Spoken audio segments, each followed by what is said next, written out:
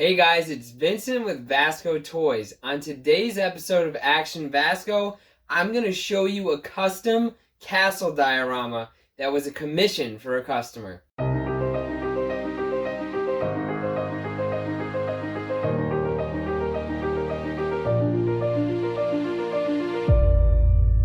Vascotoys, action figure dioramas and props. Okay, so let's start out with the measurements. This diorama measures 25 inches across, it measures 10 inches deep from front to back, and it measures 14 inches tall. This is made almost completely out of XPS insulation foam, the pink foam, and it also does have some PLA 3D printed parts designed by me, the windows, the embellishments that you see on the decorative wall pieces throughout, the door handle, and then it has some half pearl pieces like glued bedazzled pieces from the dollar store that are in here as well. And we did also use some lightweight wall spackle to create the mortar effect for in between the bricks. And also, the last but not least, we used acrylic paints and we sealed this with Miniwax polyurethane, which is always what we use to seal our pieces.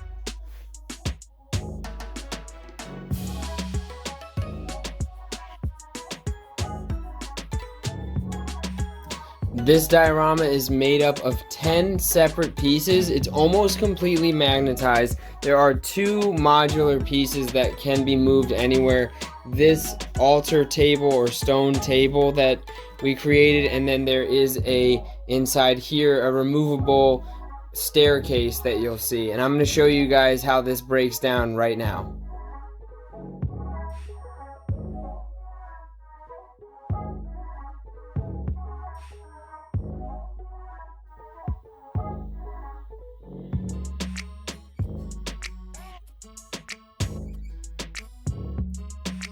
One of the things that this client wanted who commissioned this diorama was versatility. So I want to show you guys just some different layouts that you can get with this diorama. So let's make this simple. Let's say this is the first layout. So this is layout 1.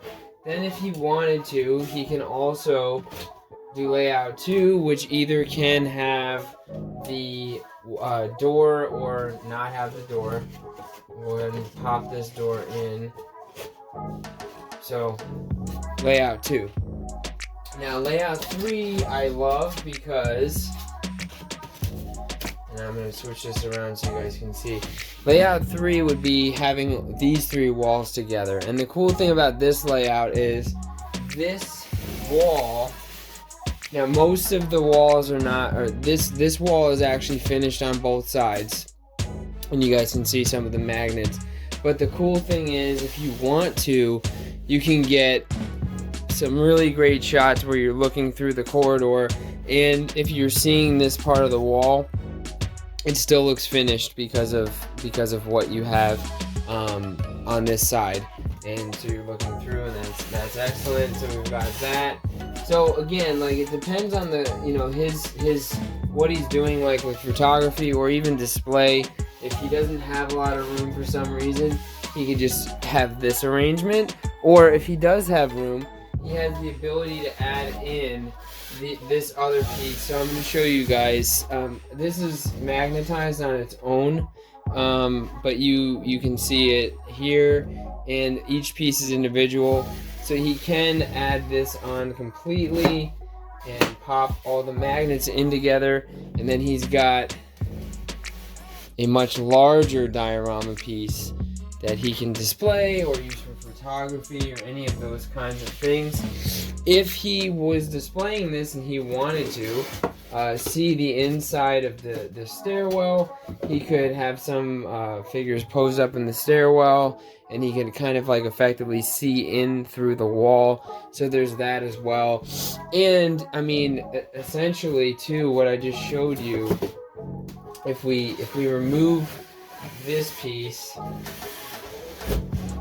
this is honestly a diorama on its own right here that you guys are seeing. So it's almost as if, you know, you really have a lot of options with something like this. And when a client tells me they want versatility and things of that nature, I do want to make it so that they can, you know, put a figure in either space. So if you have, you know, even if you wanted to display these separately, because his shelf space is not large enough to have it all in one, he can display, you know, some of his figures in this piece, or he can, you know, take this figure and put it into the display inside of this other piece, which is effectively a second diorama, which is kind of cool.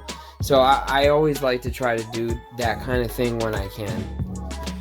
So the idea with this piece was to have several different components that were mapped out in the concept sketch portion of the diorama layout, which if you guys haven't ever done concept sketches, I have a video that can kind of help explain what I do with those. But so here's the concept sketch of this diorama, and you'll notice there are a couple of things that changed. Like, for example, this concept sketch has wood beams, it has one window, and it has a couple other differences that I'll explain. So with the final result for the piece, I ended up going with 2 windows because I felt like the space really called for it. Sometimes when you draw something up, it's a little bit different than when you actually get into the foam and start carving things up.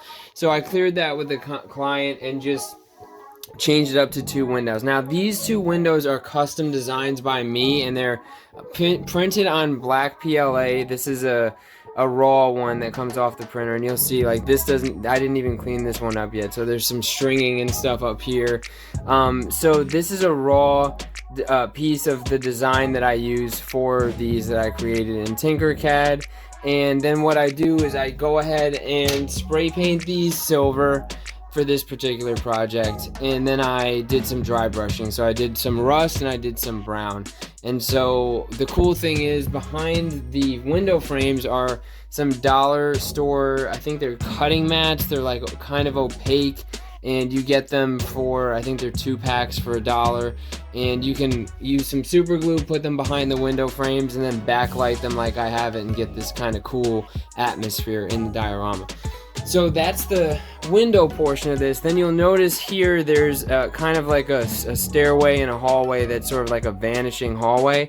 That was something that the client specifically asked for. It's the first time I've done something like this, and I think it's really cool because of the way this is magnetized. You get a lot of versatility out of that space. You can take some of these walls down, reconfigure it, but really, you know, he was looking for a piece that he could use with Mythic Legions figures, with some horror figures, with figures that made sense in like a castle kind of a setting. And so I really hope that he likes what we've done here and what this turned out to be.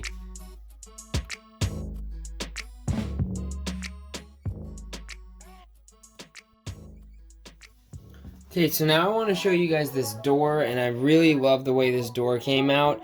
So he wanted to have some dark wood incorporated into the diorama, so that happened in the form of this door. And I'm actually going to remove this. This is removable, so he can sort of wedge it so that it opens and closes if he wants to. It doesn't have hinges on it, but it does hinge just because of the way this was measured out and how the foam kind of works together. So he can do that, but I wanted to take this off and just kind of show you guys the door, and I'm sort of showing it a little bit out of frame. So with this door, I really just used my Proxxon, and I cut all of these different pieces. So these ones were exactly the same, just based on the Proxxon settings when I was cutting.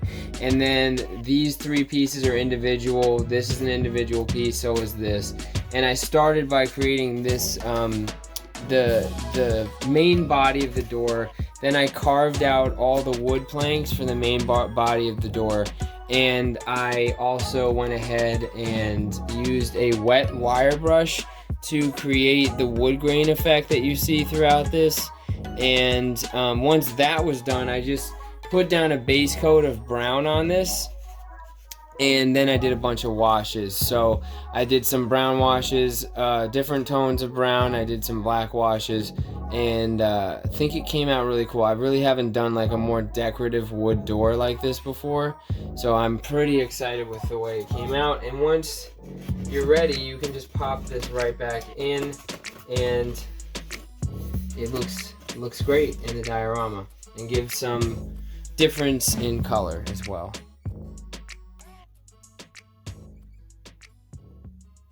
So in my dioramas, I usually have like what I call a focal piece, like the main eye-catching part of the diorama.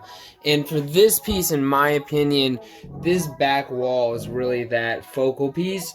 So I wanted to take a second and just highlight some things on here. I already talked about the windows, but I did want to let everyone know this is just a single piece here. So everything's glued together. So if I take it off, you can see the beams are glued on here. All these different components are glued on here. So it's just one piece. And there's a couple other things going on here that I didn't talk about yet, so I wanted to take an opportunity to do that. The first thing is that by accident, the size of this piece is actually 14 inches wide by 13 inches tall. So this on its own, if you wanted to, would fit into a detolf. That was not done on purpose, but it worked out that way. And so that's kind of cool as a display option. If for some reason the client doesn't want to have this whole piece out, he can just take that off and put it into the detolf. This base will not fit in the detolf, but that will fit as a backer, so he could do that. Then there's a couple of things on here. These are these little kind of circular pieces that were meant to look like metal. I spray painted them and I dry brushed them, similar to what I did with the windows. But there's a little Celtic kind of symbol on that piece, and I thought that was kind of cool to add some character. And originally when I did this, I was gonna leave the middle piece as either silver or the stone color from the background, but I decided to go with gold just to add a pop of color, just to add some intrigue. I like to try to do that when I can. So that was my thinking there. And then as far as the paint job goes on this, the brickwork, I've not done like sandstone brickwork with this exact recipe before. So I used an Anita's desert, I think it's a desert sand color, and I painted all these things separately and then I glued them on to avoid paint bleed. So desert sand on this first. Then I went over with a very, very watered down black wash. I did the entire thing. Then I selected certain bricks like these ones you can kind of see that are darker. And I did individual bricks with the black wash, and I also did the same thing with a brown wash to add some color variations. After that was done, I did I sealed it with Miniwax polyurethane. Then I applied the mortar, and the mortar was really, really white at that point, and I didn't want it to look brand new. So then I went over again with a black wash, and that's the result that I got from it, which I'm pretty happy with. And so I also did some washes on the cement beams, or the concrete beams, whatever you want to call them. I did some brown washes on the bottom areas where dirt would likely accumulate. I did some around the edging. I did some all around the edging where I thought, dirt could possibly accumulate. So that was something that I do try to do when I can. I really feel like the washes, honestly, are maybe one of the biggest things that I've done that have improved my realism technique. So I think that that's something that, if you don't do washes yet, you should definitely give them a try and see how it enhances your artwork.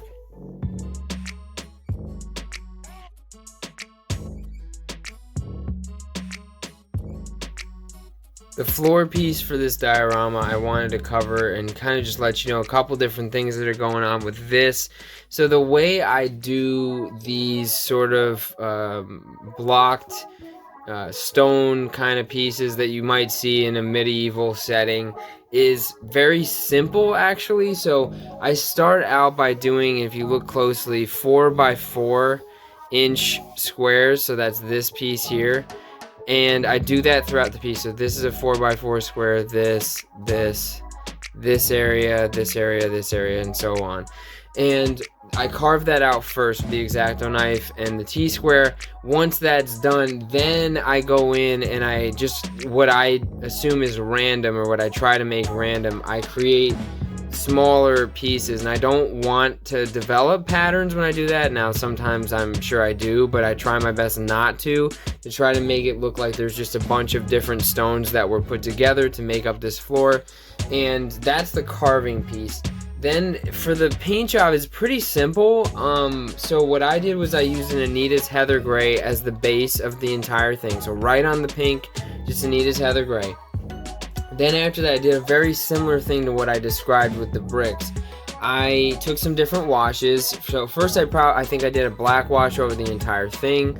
Then once that dried, I went through and picked certain bricks like these, which you can see are darker.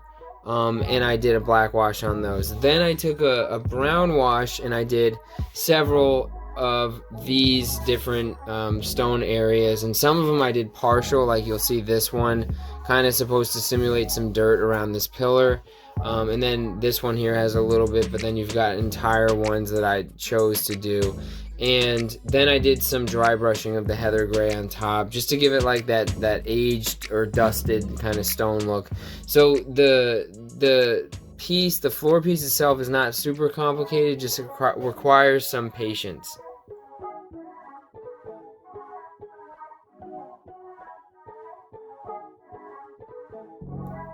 Let's do some quick action figures in the diorama from different lines. So we'll start out with Mythic Legions, which is one of my favorite figure lines and makes probably the most sense for what we've got going on here. So I've got Vitus and Magnus in the diorama, and if you're a Mythic Legions fan, you know that these two make sense to be together because they're both in the Leodicius faction. So I've got the two of them in here just right this minute, and I think they both look really good.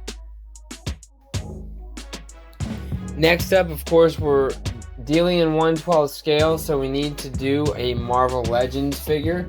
So I have the Retro Wave Hercules, and I think he looks really cool in this diorama as well. And sometimes I like to give him a Mythic Legion sword or something like that, but he definitely looks like he fits in here, which is great. Next up, let's do a NECA figure. I have the NECA Ming figure. This is the original release, not the retro release that they did. And I really think that he looks cool. And honestly, I won this figure from my buddy High School Creations. He did a raffle a few years ago now, and I was lucky enough to win this figure. And he seems like, you know, I'm not a huge fan of the original property for this, but Flash Gordon, but he definitely seems like a great villain to go up against some of my Mythic Legions figures or other fantasy figures, and this could totally be like his lair or something like that. So I really like having him in here.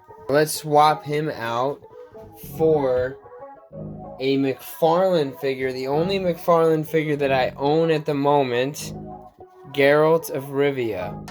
And this is the Witcher 3 version of Geralt. They've since come out with a couple of the Netflix series Geralts, but this is my favorite one that they've come out with, and he definitely looks like he belongs in here as well. So the final figure that I'm going to show is actually a third-party figure, and this is a GT Toys Yusuke Urameshi from Yu Yu Hakusho. And the reason that I'm putting him in here, he's not your typical fantasy figure. He's an anime character, but if you're a fan of the anime, you know that Yusuke faces off with the Saint Beasts, in a pretty cool part of the arc of that story, in a castle dungeon type of a scenario, so he could definitely be in here fighting some demons. Thank you for checking out my custom castle action figure diorama. I appreciate everyone watching the video. I hope you enjoyed it. If you did and you're not subscribed yet, please go ahead and click the subscribe button and hit the bell notification so you can see all of our action figure diorama content that is going to come out this year and beyond.